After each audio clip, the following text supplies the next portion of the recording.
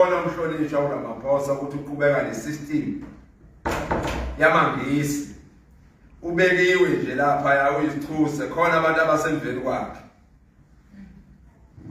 abamdirectayo ukuthi akenzeni njengamanje. Siyanxusa ukuthi kwenzeke enkantolo kube lona okhonje umunono nkomba. Njengoba sibonile emkhosini selokhu wakhothama umdlokombane imkhosi ebanjwayo manje ifikiselana nosizi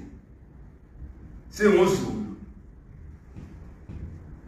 ngoba nasemkhosini womhlanga aziko inkulumo okuthiwa yethulela uZulu enohlonza kuthiwa nje akuyosinwa nje kuphela. Isiphi isizwe esiyokhula ngokusina kuthi emkhosini womhlanga makubuye bekhona nabafana namasoka alezinto kodwa thina sazi ukuthi emkhosini womhlanga zintombi ezisayihloniphileyo eziyiphatheka eziphethe kahle ezivikela ubungcwele ngoba umkhosi womhlanga ubungcwele bukaZulu futhi ungumthandazo esizweni sonke sonkana. Sibonile ke futhi nasemkhosini waseSandlwane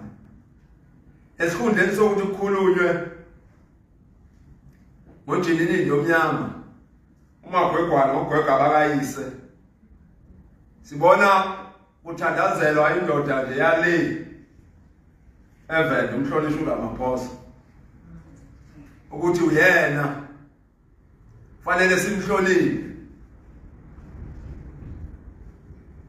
ngoba wakhethwa uNkulunkulu ukuthi ezosiphilisa impilo ezibuhlungu.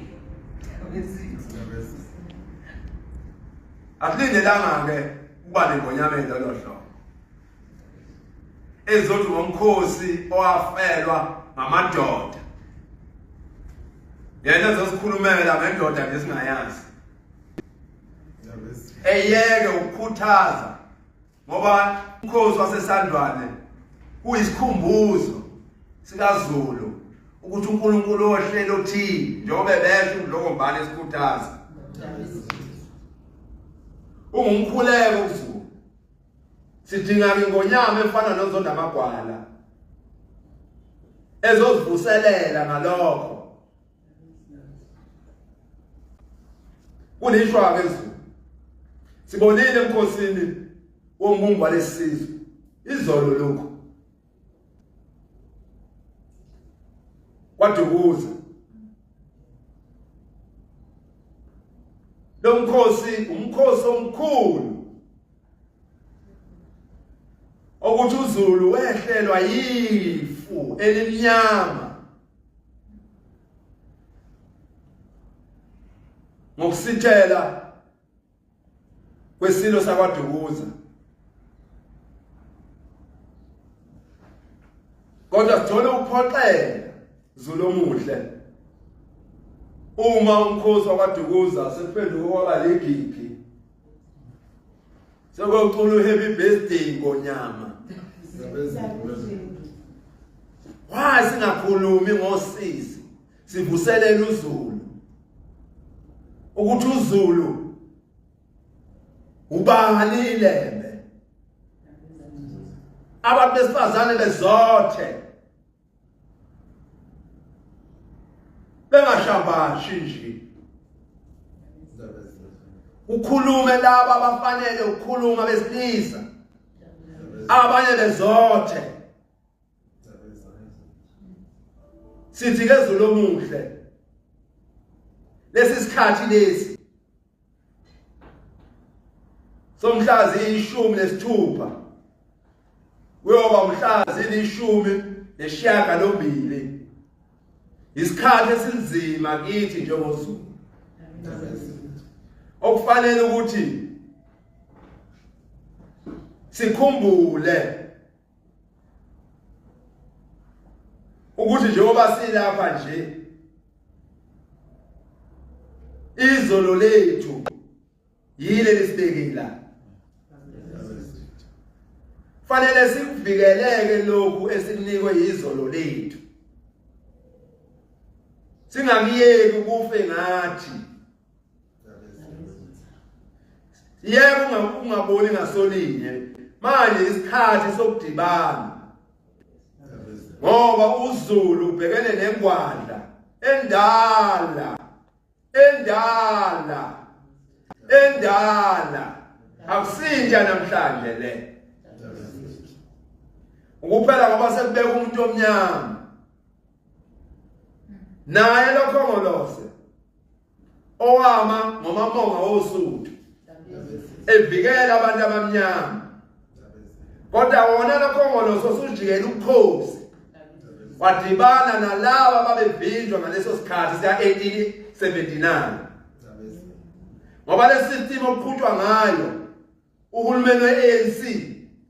uqhuba ngesystem yamangisi ukuthi noma ningumndeni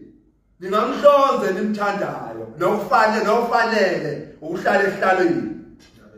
kodwa bona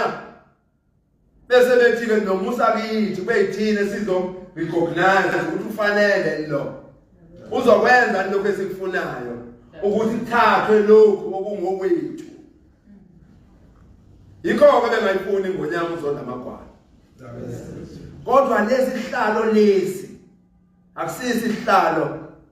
sama briefcase njengoba eshila uzonda amagwala lesi lokhosi lokhu kukaZulu akusiyo into ongatshengisa ngayo ubeke nje isithuse nje ngoba ngeke sihlale leso sithuse sibekayo ngoba lokhu ukhosi bunamngcwele bunamandla yikho sinxusa ukuthi sizokhuleka nakunomkhubulwana ongumnikazi walokhu bukhosi sicela amabandla onke enkonzo ukuthi esikhulekise iAfrika yonke ngoba uZulu umele iAfrika yonke ngokumela isiko nemvelo lokudabuka asikwazi ke thina ukuthi umsamo wethu ngasingaphathelwa ngabakwangwana ngeke sivume lokho uma sisadatha bani nina bendlovu